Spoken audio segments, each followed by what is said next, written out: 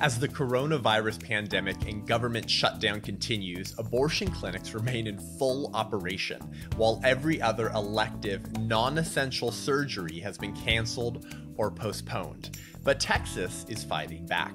Then the Huffington Post continues the push for telemedicine abortions, proving they don't care about the health of women at all.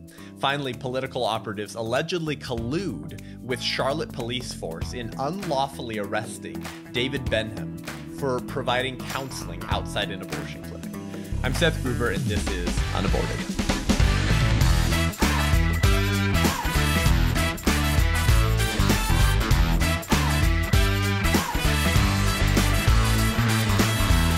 Welcome to UnAborted with Seth Gruber. Thanks for tuning in today. I hope you are staying healthy. I hope you are making the best out of this crazy situation and crazy time in our nation's experience where we're basically just at home and you're probably not even going to work. So I hope you're making the best of it, enjoying time with family and staying active and productive. We're going to continue airing the show for you and bringing you a lot of great news and content and commentary on what's happening, particularly, of course, on the pro-life front in this very strange and unique time in our country where so many businesses and organizations have been ordered to shut down or have had to shut down out of financial inability to continue operating. Well, this has had some good news and some bad news for the pro-life movement. Unfortunately, a lot of bad in the last week. So apparently a U.S. district judge in Austin has recently limited Texas Governor Greg Abbott's order closing abortion clinics during the coronavirus pandemic. And we covered this 2 weeks ago. We talked about how various states were determining whether abortion was deemed as essential or non-essential,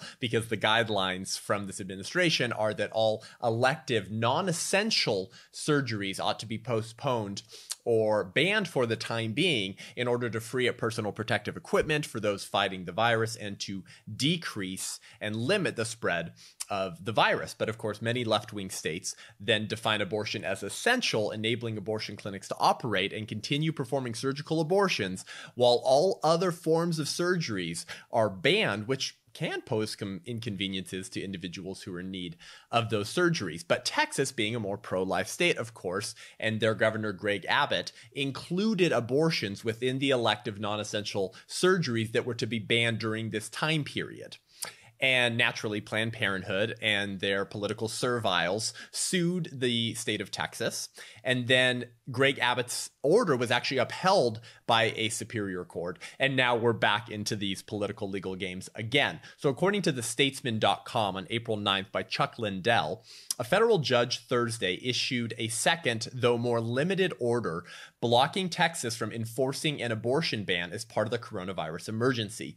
The late evening order by U.S. District Judge Lee Yeakel of Austin came 2 days after a federal appeals court tossed out his first temporary restraining order with a ruling that said the state had the power to restrict constitutional rights, including abortion, to protect public safety.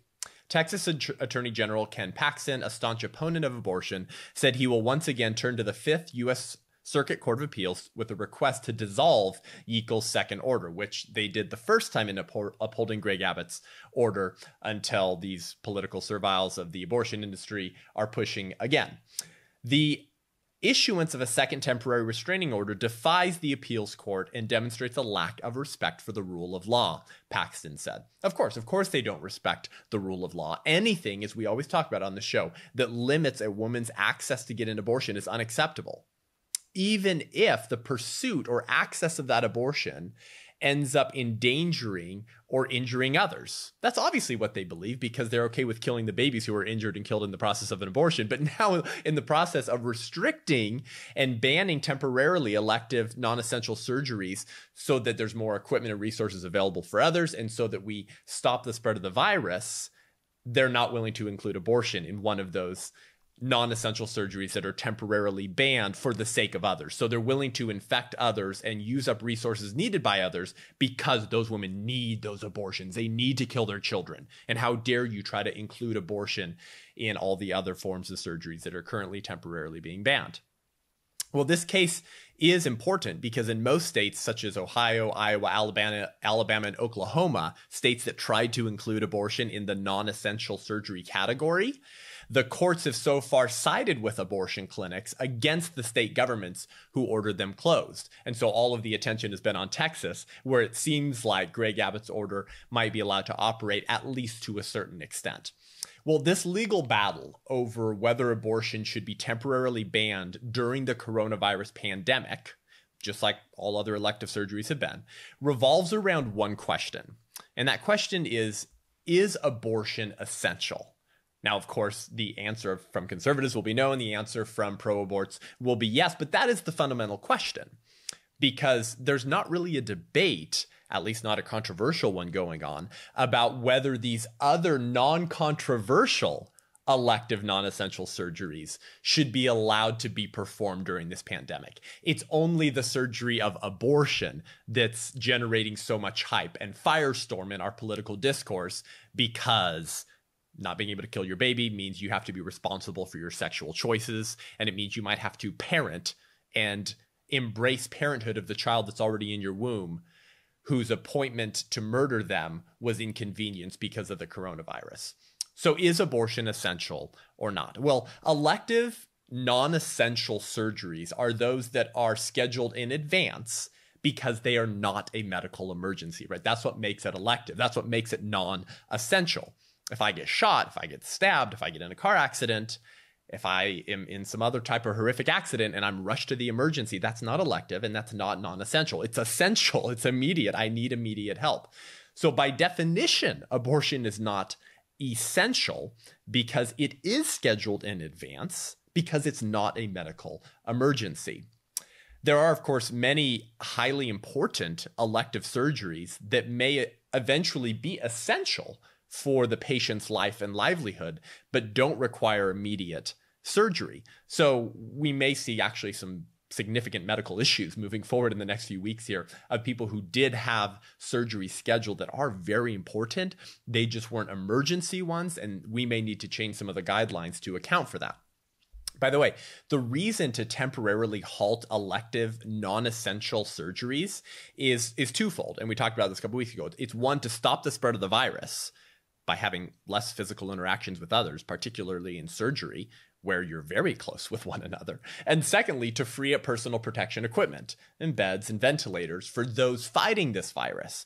And again, 2 weeks ago, we talked about how Planned Parenthood has actually been soliciting donations for personal protective equipment, while all other healthcare providers are stopping their non-essential elective surgeries in order to donate the personal protective equipment to those in hospitals who may begin to become overrun by patients who have been infected with coronavirus. So obviously, the abortion industry is an incredibly selfish industry who's keeping these equipments for themselves, soliciting donations for more, and suing states like Texas in order to continue performing abortions. But abortion is not essential because abortion is not an emergency surgery to save the patient's life. Abortion is an elective procedure that murders the patient's child, the mother's child, the baby. Abortion is not essential because even in the super minority of cases where the mother's life is on the line due to her pregnancy, abortion is not needed to save the mother.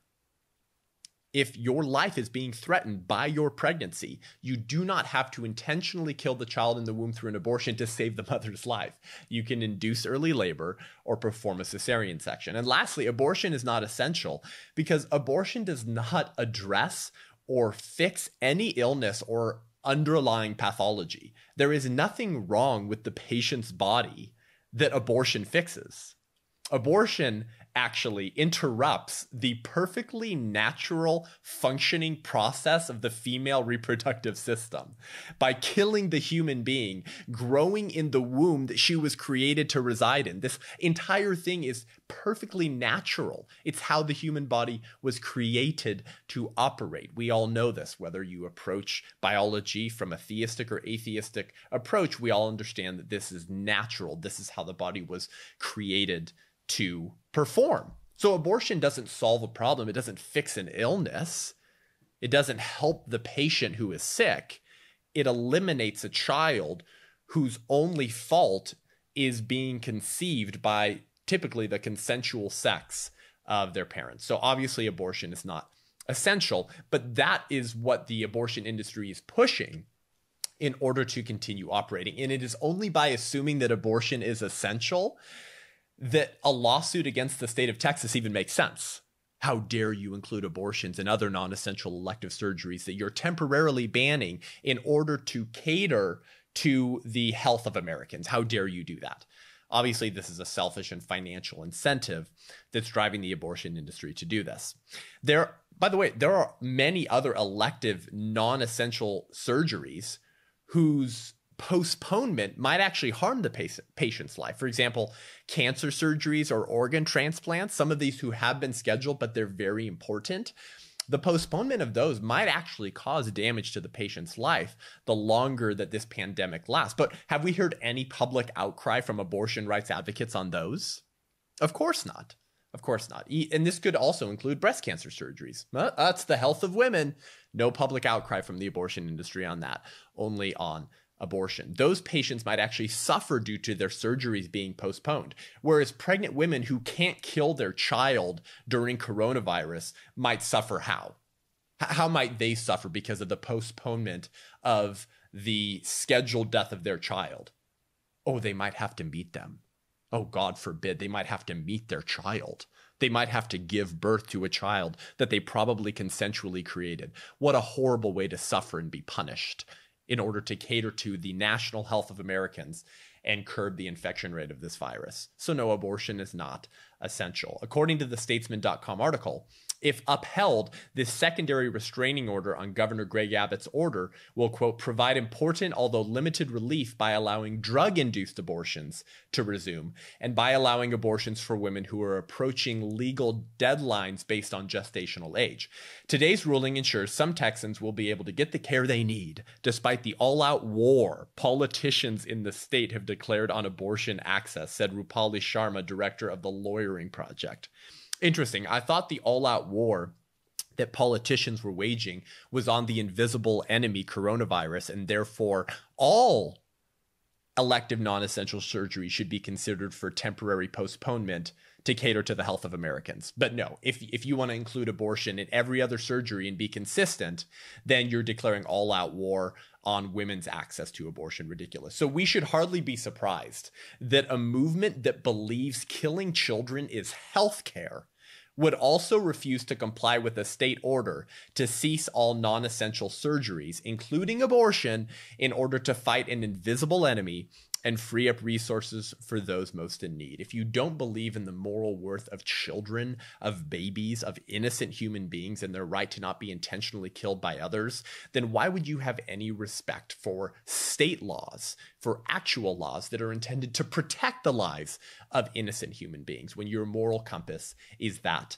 skewed? Well, next we're going to discuss a garbage piece at the Huffington Post pushing telemedicine abortions and using this crisis in order to further their dream of having abortions move into the purely abortion pill realm where it can be shipped right to your door. But first, if you like this show and want to hear more great content and commentary from the front lines of the abortion wars, then head on over to patreon.com/unaborted. Listen, during this time, it's all the more important that we are reaching people with a pro-life message, because many of the ways that we would typically do that have currently been postponed through live events, many times even through sidewalk counseling. And so we want to reach people digitally with a pro-life message online that equips pro-life people to be confident and gracious and passionate in their approach to defend life, but also encouraging pro-choice individuals to reconsider their ideas and their position by examining ideas and evidence that we talk about on this show that they probably never heard before. And so we need your help to help reach more people, expand the production value of the show, build a team, and create more content for the next generation of people who we hope will be the pro-life generation. Greg Cunningham got this right one time when he said that there are more people working full-time to kill babies than there are working full-time to save them.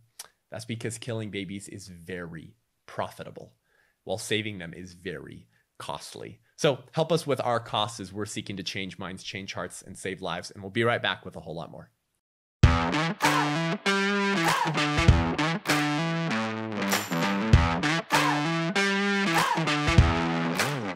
Welcome back to Unaborted with Seth Gruber. So recently we had discussed on this show that the abortion industry is using this crisis of the coronavirus to push telemedicine abortions, right? To basically ship to push the shipping of the abortion pill to your mailbox or to your local drugstore in order to address the problem of access to abortion during the coronavirus. Well, Huffington Post has jumped on that bandwagon and recently published a piece entitled "It's Time for a Revolution in At-Home Abortion."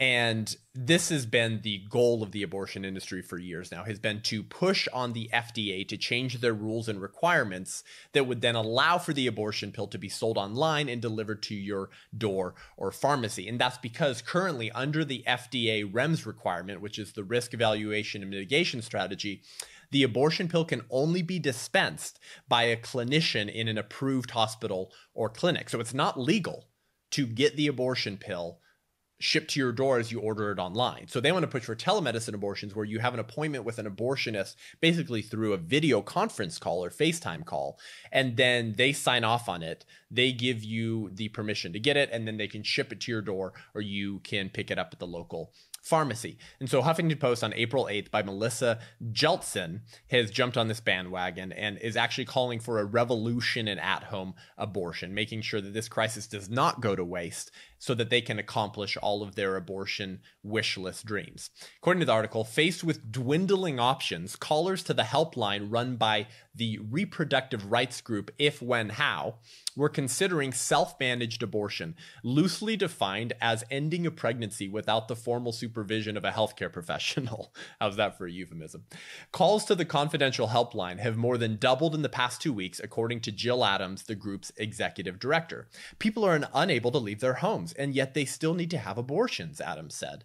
While we practice social distancing to maintain public health and flatten the curve, people must be allowed to safely end pregnancies at home without the fear of arrest. Now, of course, you see the language they're using, right? People still need to have abortions. The assumption is that it is an essential service, but of course, no argument or case is made as to why it's such an essential service. But she points out, of course, that the fear that women might have is that taking the abortion pill at home without going through the proper channels to get it might lead to arrest. Why? Because it's illegal.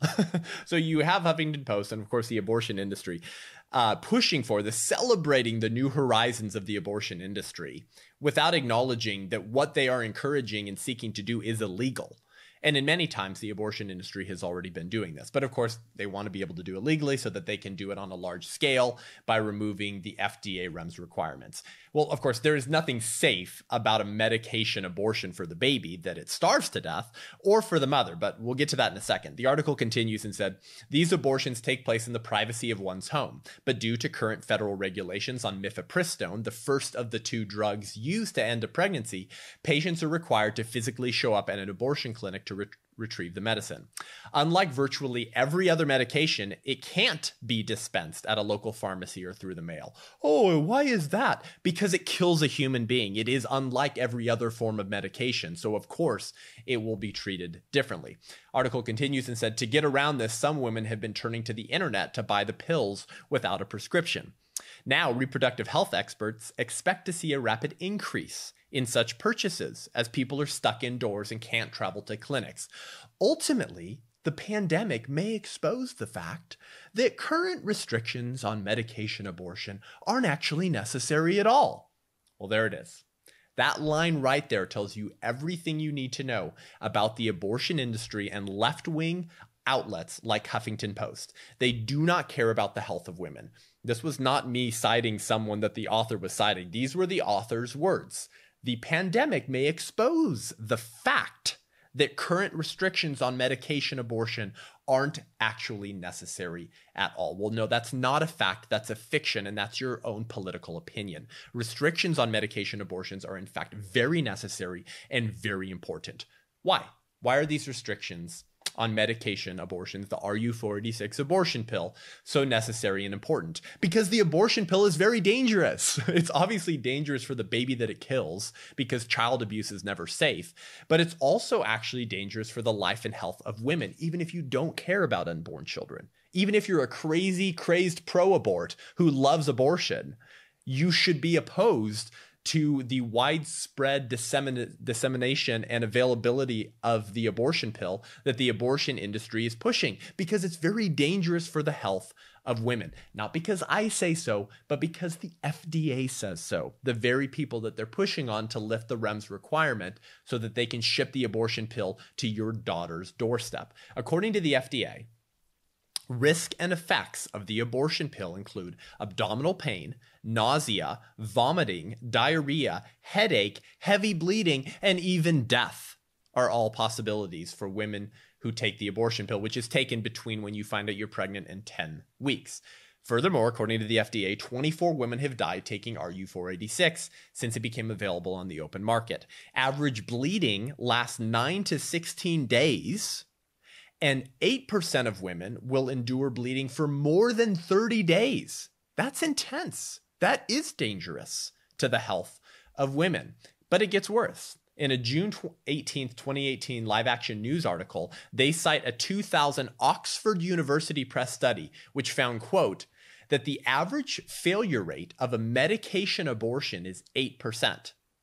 An 8% failure rate means that about 1 in every 12 chemical abortion attempts will be unsuccessful, which means women will need to be subjected to a surgical abortion, which of course also has its own risks. So according to this 2000 Oxford University Press study, 8% of women who take the RU486 medication abortion pill will have an unsuccessful abortion. Now, that does not mean an unsuccessful dead baby. The first pill will probably be successful in starving your baby to death over the course of 2 days. The 8% failure rate is the failure for the second pill to adequately dispel your dead baby by forcing your uterus to have contractions. So what does that mean? That means that 8% of women will be walking around with a dead baby in their uterus, being susceptible to sepsis and death. In my state of California, our morally bankrupt governor, Gavin Newsom, last year signed SB 24, which starting in 2023 will force California state four-year universities to provide the abortion pill in their university health centers.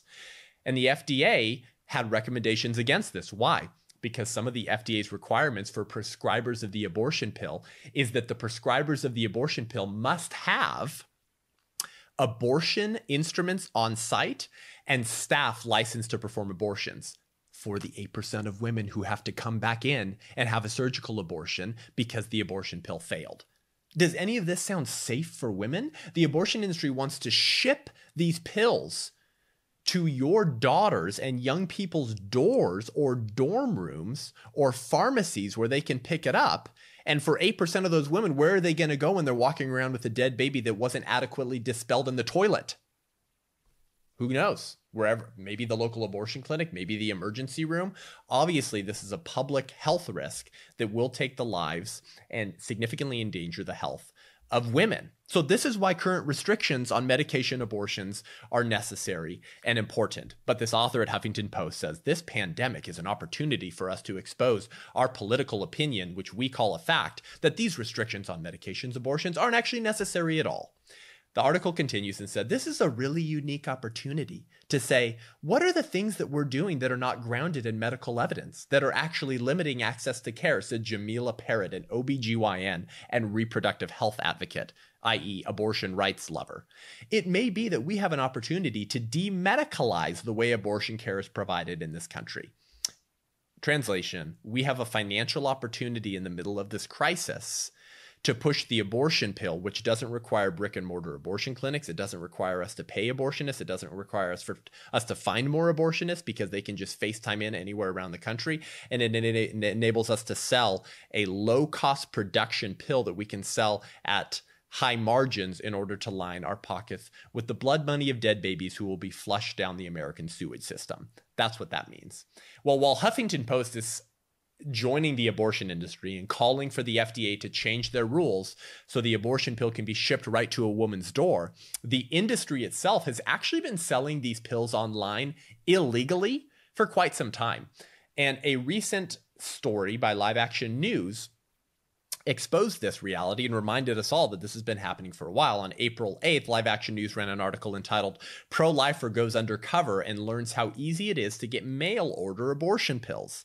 And this man's name is Joe Baca. He's actually a friend of mine, great guy. It says Joe Baca successfully ordered an abortion pill regimen, including the abortion pill known as mifepristone, from two abortion sites, abortionrx.com and aidaccess.org, upon recommendation from a third site, plancpills.org. He received the abortion pill regimen from abortionrx.com, telling Live Action News, "I recently acquired abortion pills from abortionrx.com under the name Jennifer Rodriguez."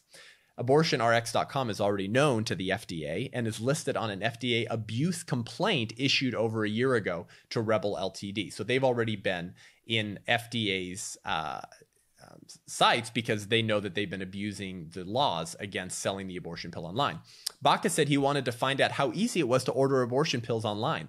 Neither company required proof of a doctor's visit or even an ultrasound proving I was pregnant, he explained. They did nothing to make sure I was not being abused, raped, or trafficked. They did nothing absolutely to verify I was an adult beyond asking me how old I was. I simply told them I was born in 1995, but they never asked for an ID. Baca also claims he offered his identification but was refused.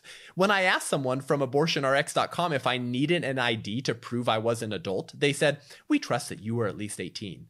Baca said, "When I asked if I should go to a doctor after I took the abortion pills, I was highly discouraged." Right? This is what we're talking about. The risk maybe to mother's life when they take this pill.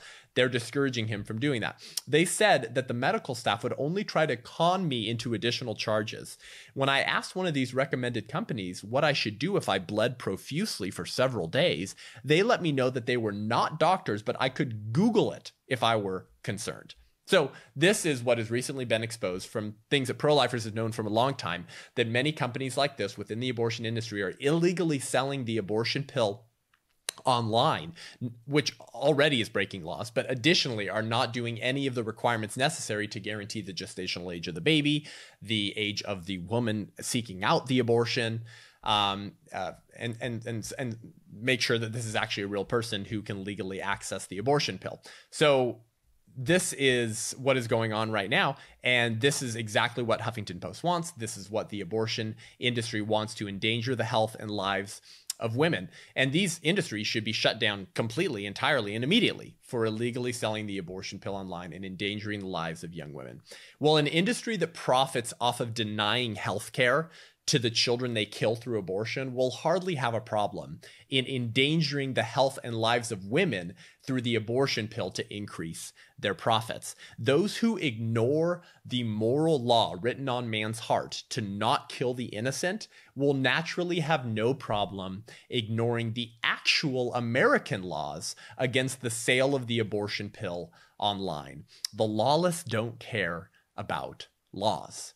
If you have no recognition of the moral law that we should not intentionally abuse and kill the innocent and the vulnerable among us, then why would you have any respect for actual physical national laws that reflect a moral natural law that says you cannot sell these types of pills online because they endanger people's lives and they're not safe? The lawless don't care about laws. They only care about power. Well, next we're going to talk about pro-life advocate David Benham, who was recently unlawfully arrested for sidewalk counseling outside an abortion clinic in Charlotte, North Carolina. But first, I want to tell you about an exciting opportunity for your church. I have teamed up recently with my new friend Sarah Vienna for a pro-life church tour entitled I'm Alive. Sarah is an international speaker and singer who works in Romania and the States defending the cause of the needy from unborn to elderly. And her song I'm Alive is what our tour is named after. I'm Alive tour captures both the beauty and the truth of the pro-life position. And speaking to the heart and the head, this tour will win the hearts of your church for life while also equipping them to defend life. Based on biblical truths, I'm Alive can help your church create a culture of life that fights to love our unborn neighbors and their mothers and fathers. So happening this summer and fall of 2020, this tour will fill up fast. So to bring I'm Alive to your church, email us at imalive2 @gmail.com. imalive2 @gmail.com for questions and bookings, and we'll be right back with a whole lot more.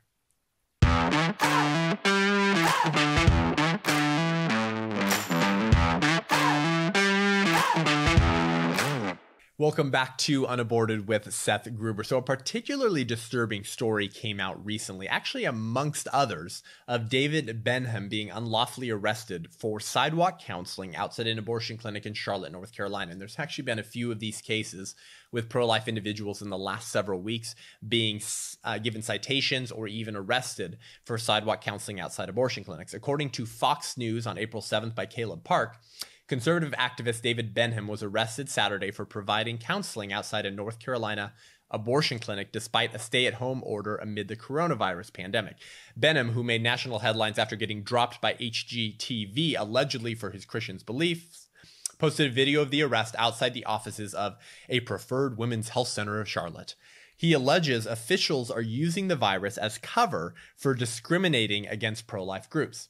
It's government overreach, it's viewpoint discrimination, it's selective enforcement of the COVID law, it's the suppressing of religious expression, it's all of those things, Benham told Fox News. It's just a straight up breaching of my constitutional rights. And if you don't know David Benham, he actually has a twin, the Benham brothers, and they're quite popular pro-life activists. They had a show on HGTV, former minor league baseball players, and really do a lot for the pro-life movement. And they have their own nonprofit called Cities for Life in Charlotte that regularly stands outside abortion clinics, does sidewalk counseling, and saves babies and ministers to mothers and gives them resources and care, all for free, of course. And they were arrested, and he was arrested for doing that while gathering in a group under 10 and distancing by over 6 feet from one another. So clearly what is apparently an illegal arrest. So we actually have the video of this altercation and of this interaction that we want to show for you.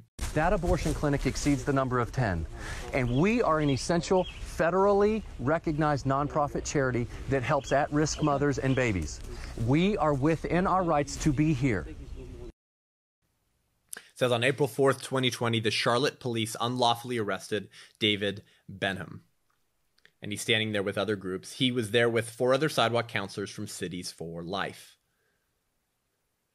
Cities for Life is a peaceful pro-life movement providing resources, support, and pregnancy care services for at-risk women. We are practicing social distancing. We have cleaned our hands. We are offering help to these mothers. And if you're saying that we don't have the right to be here, then go in the abortion clinic and make the arrest there. Mr. Benham, I don't have the authority to go in the abortion clinic. So you don't have the authority to go in the abortion clinic, but you have the authority to bully us and our sidewalk counselors. Yes, you are. I'm being as nice yes, as I can no. You know, you're trying to be nice. It's passive aggressive. But guess what's happening? I'm not budging, and our sidewalk counselors are not budging. I respect your rights, believe me. But at this time, can you please step over there? I'll step over here. Yes, sir. I certainly will. Thank you. But you know we're right. You know we're right. Okay. And I appreciate you serving. I appreciate everything that you do for us. Yes, sir. But this is wrong, and you know it. You cannot tell us to leave. Can. You know I am well within my constitutional authority to be here. You know that I'm. Yes, sir. It's in my vehicle. You know that we're doing the right thing. Did you need to escort me? You need to go to the guys park and police? make arrests. Okay, so who has their citations? I'm getting hers in just a second. She should get your ID. Okay. Sir, you know we are a federally recognized Trust me when I charity. tell you, we wouldn't be doing this if we were not acting under advice of our attorney. We have. I know you're acting under the advice of your attorney. We have the authority to be here. We did not feel like we had firm legal standing. I understand. We would not be doing this. I understand, and I appreciate your service. Okay, I really do. So that's why all these police officers are here. I understand. We're prepared. I'm very thankful for this, and we, you know, if you want to make this, draw this line in the sand. No, it's not me drawing the line in the sand. We are a recognized charity. Who is it? We are a recognized charity, and you know this. We are offering essential services to these mothers, and you know this. And we are practicing social distancing. We are doing everything well within the ordinance, well within the provisions. It's a state statute. It's well within the statute. We are doing everything. Going back this way, partner. All right, thank you.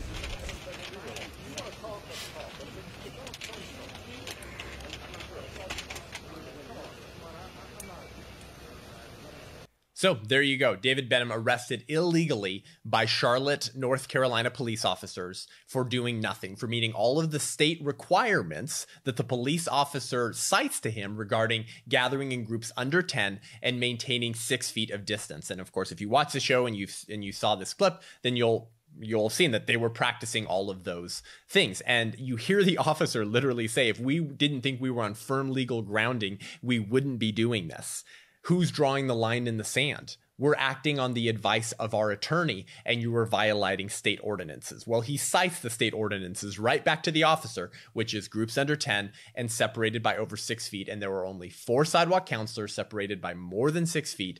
And yet these officers arrested him only to later release him. According to the Fox News article, Benham, who was arrested and charged with a misdemeanor for violating state emergency prohibitions, was booked and released within 4 hours. Benham said he was only joined by 3 sidewalk counselors and accused the mayor's office, the city attorney, and local newspaper, the Charlotte Observer, of colluding against them.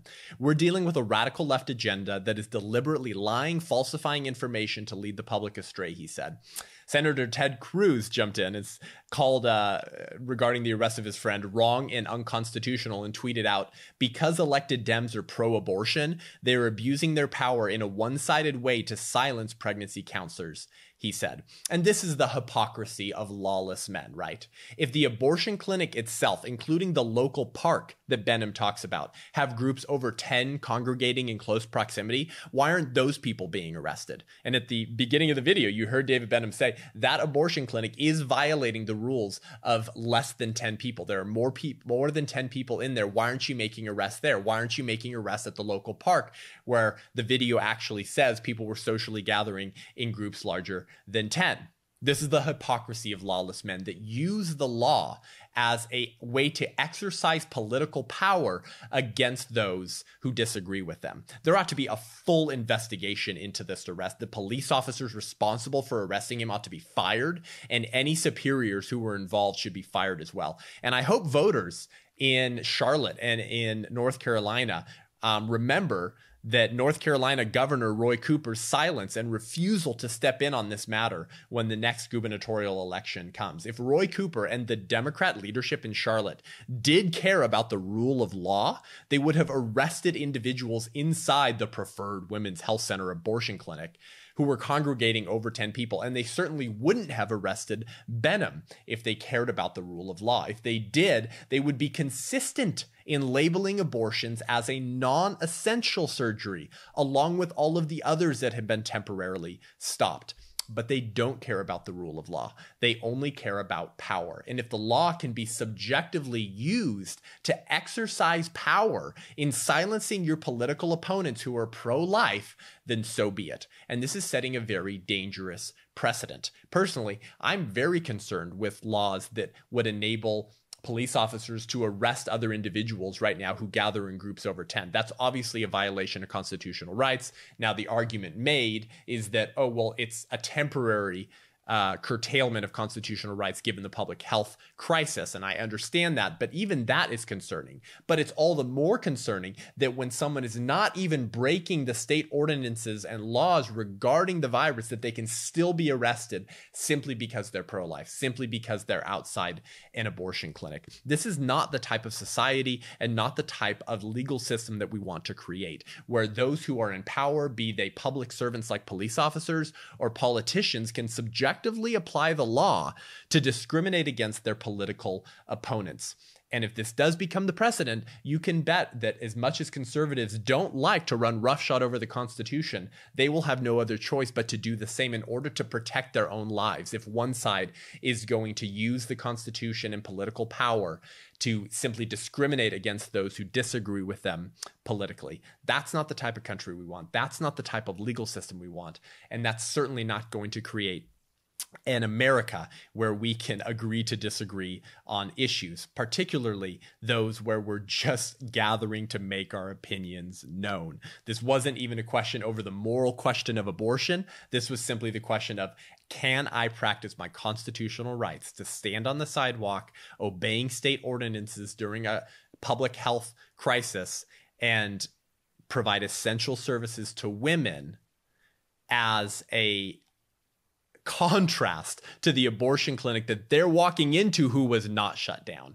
Clearly, that should be a bipartisan issue. Well, thanks for joining me today. Head on over to iTunes and Spotify and YouTube and give this show a rating and review. Let us know what you think. It really helps us reach more people. And if you want to learn more about my ministry and engage with me online, head on over to Facebook, to Twitter, give me a like, and head on over to my website, sethgruber.com, SETHGRUB as in baby boy, ER.com, to sign up for my newsletter, to get training videos, and to view my speaking schedule when that begins again in the fall. Until next week, I'm Seth Gruber, and this is UnAborted.